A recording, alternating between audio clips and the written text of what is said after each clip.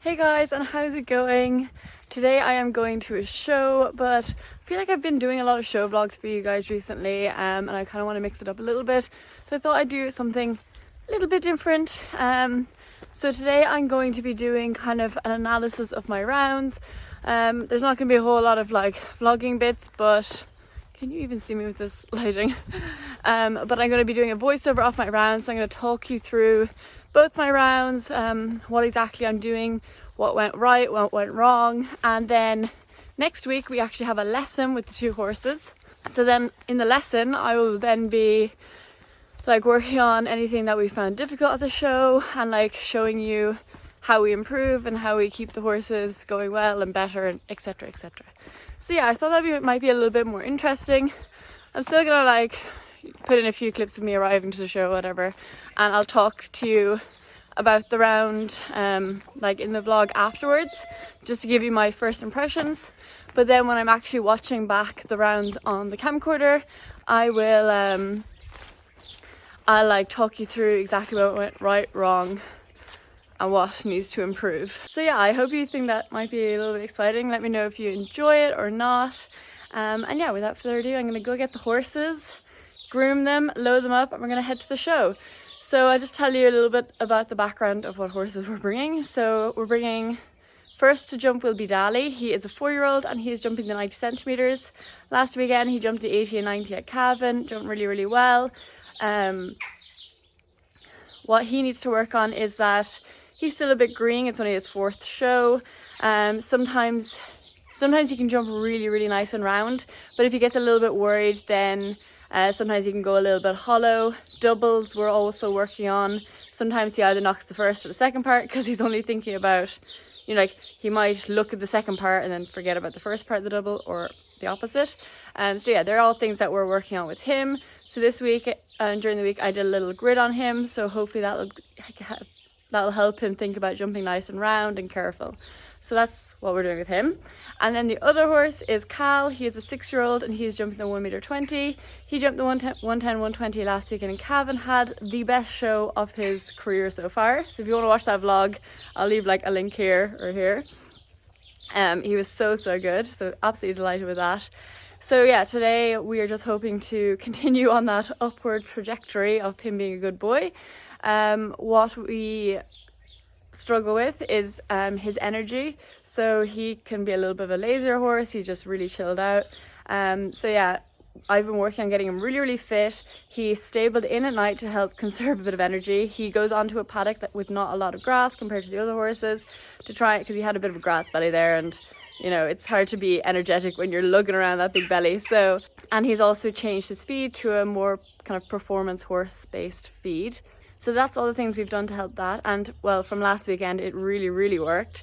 So I'm hoping that today it wasn't just a fluke and today goes well as well. And yeah, there's not really else I'm working on with him. Like, he's a pretty good boy. It's just more, yeah, keeping his fitness the whole way through the round, because sometimes he can be really good at the start and then he gets a little bit tired by the end. But yeah, at Cavan he managed the 2 days. So I'm hoping, yeah, today will be a good day too. So yeah, I'm gonna go get them now and I will update you when we are on our way to the show.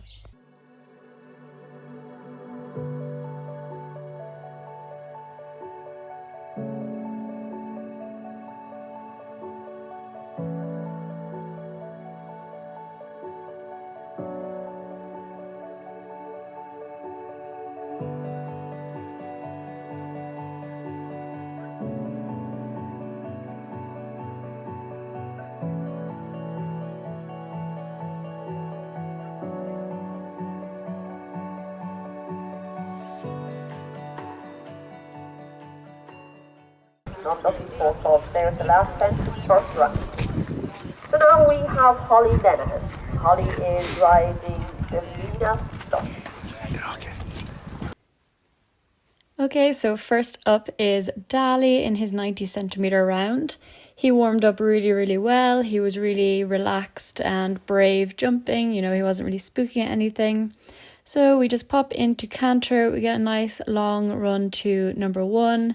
I don't want to be turning him too tight or anything. Give him loads of time to have a look. The last few shows, he sometimes has a little look at the first fence, often likes to get a bit of a closer stride. But today he was super brave and went for a nice long stride, which was very, very good. So he's definitely getting a lot more confident. Sometimes it takes him 1 or 2 fences just to get into the swing of things. Now we have a left-handed turn back to a little vertical, and it's a very long run down, which is very easy to, well, I find anyway, it's very easy to kind of overthink your stride and start checking. But it's good just to keep them on the nice rhythm and let them canter down to it. There I had to trot to change his canter lead because he was on the wrong lead. That I think kind of messed up my stride a little bit. I should have rode that a little bit better. Then we come down to this double of verticals, which I was a little bit worried about because, again, like I was saying with the doubles, sometimes he loses focus, and they were quite small little verticals. But he was a very good boy. I didn't have time to change his lead before that oxer, so I just sat up and tried to keep a nice balance. Now we're coming a roll back to a vertical, and I do a little bit of a leg yield to the left to go right into this corner to set myself up for this oxer because there's quite a spooky filler underneath it. I knew he'd need a little bit of time, so he was very, very good there.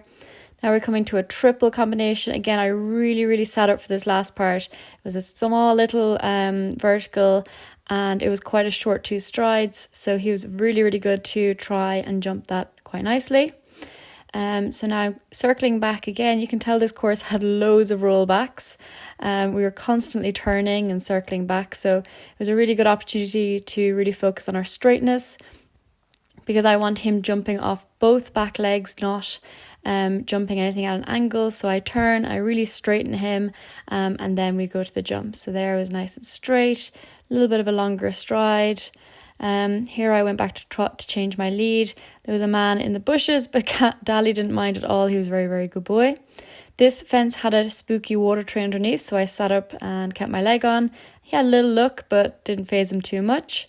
Now we're coming to the first fence again. It's in the second half of the round, but this time we're turning right. So I looked right quite early. I opened my right hand slightly to make sure he landed on the correct lead.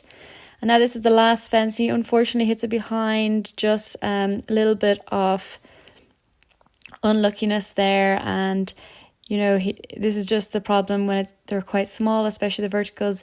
He just doesn't jump as round as he could. And then that leads to him sometimes touching them behind. But yeah, I think he's ready to move up a level, and that'll hopefully grab his attention a little bit more. So next up is the lovely Khal in the 1.20 m. I was walking around here and I don't know what got into my head, but I looked at one of the oxers and I looked at the oxer going into the triple and I went, that looks a bit big. And I got just like a random hit of nerves. So I said, I'll pat Khal to relax myself. I took a deep breath and I said, good boy, Khal. And then we popped into canter, and that really helped me. I don't know about you guys, but I think the first step to overcoming nerves is to acknowledge that you are nervous, and then saying, okay, I'm going to take a deep breath. The worst thing you can do is, you know, not even realize you're nervous, because then how can you combat it? So anyway, I just thought I'd put that in to tell you that it's not just you guys that get nervous. Everyone does. Anyway, I took a right flyer to that first fence and then I went the wrong direction. As you can see, I was meant to turn left and I turned right. Very silly. Sack the jockey. One thing is important though, that I turned left to get back on the right direction, because if I turned right, I would have crossed my tracks and that would have given me 4 faults. So that's why I turned in towards the hedge and back around. Anyway, I then turned my head back on and remembered like what course I was jumping. He was really fresh and forward this day, almost a little bit too fresh and forward.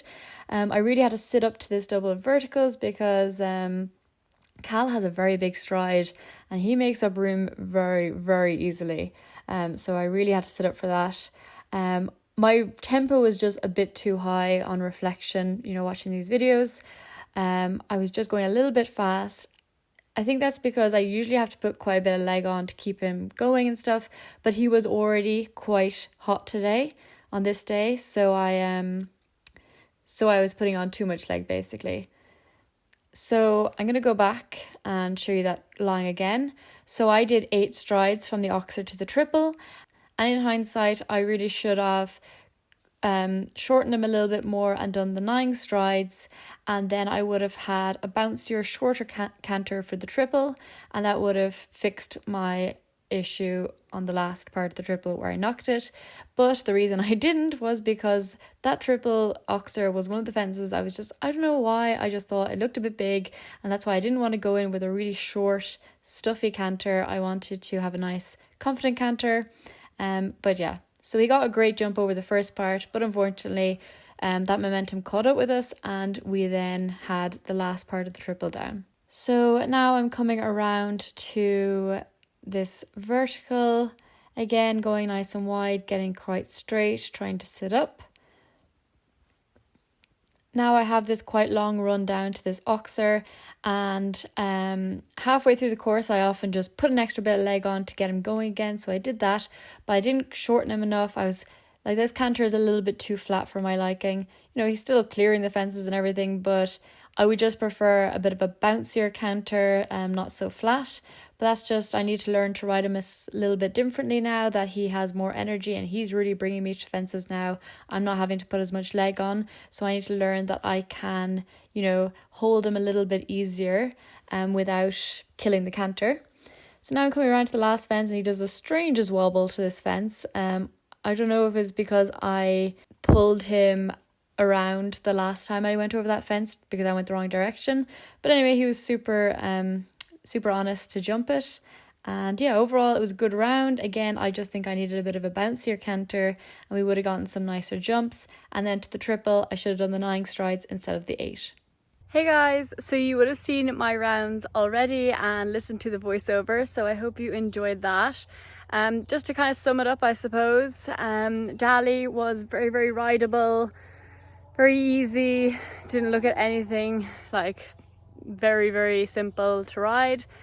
Just wasn't as jumping as round as he can. So that is just something I'm going to talk to my trainer about the lesson, doing some exercises to get him to jump more around. I do think it's going to come with bigger fences. Like some of those tiny verticals, like he can literally step over them because he's so big. So there's not much incentive there for him to really jump.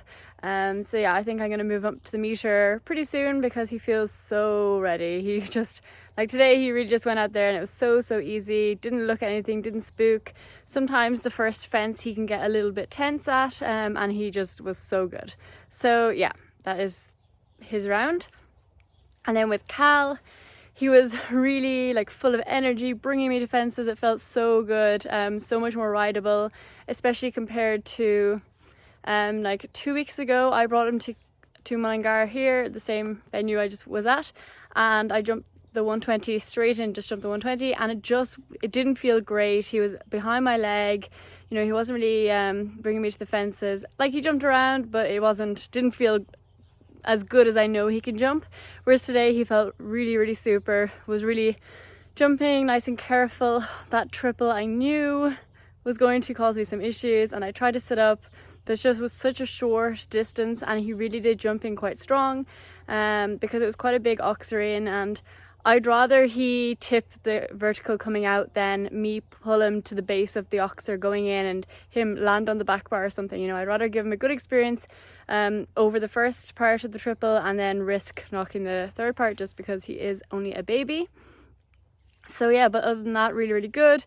He did the strangest wobble to the last fence, guys. I don't know what was going on. I think he thought he was finished, and he was thinking about circling and slowing down and finishing, but he was so honest. Like I just felt him just kind of like go to circle, and I just gave him like a little touch on my left rein, and he literally took off from the spot where I used my rein. Like I thought he'd chip in a stride or something. No, he just literally took off and was an absolute legend and saved my ass. So I was very thankful. Should have kept more leg on and made sure he knew exactly where he was going, but lesson learned. I will make sure I ride my last fence a little bit better next time. So yeah, I hope you enjoyed this video, and let me know if you like this kind of style, or do you prefer more of the vlogging style where you get like the behind the scenes, me tacking up, packing the lorry, getting slagged by my dad, the usual, you know. So yeah, let me know what you think. And I will see you in my next video, which will be a vlog of my lesson. Again, I might do a bit of a voiceover of my lesson just so you know what's going on, because sometimes I watch you know, videos of lessons, and like it's really nice to watch, but I'm not really sure what they're working on and why they're doing each exercise. So I thought I'll do a little voiceover so you guys will know why I'm doing everything I'm doing in my lesson. So yeah, that'll be my next video, and I hope you are excited. Make sure to like, comment and subscribe, and I will see you in my next video.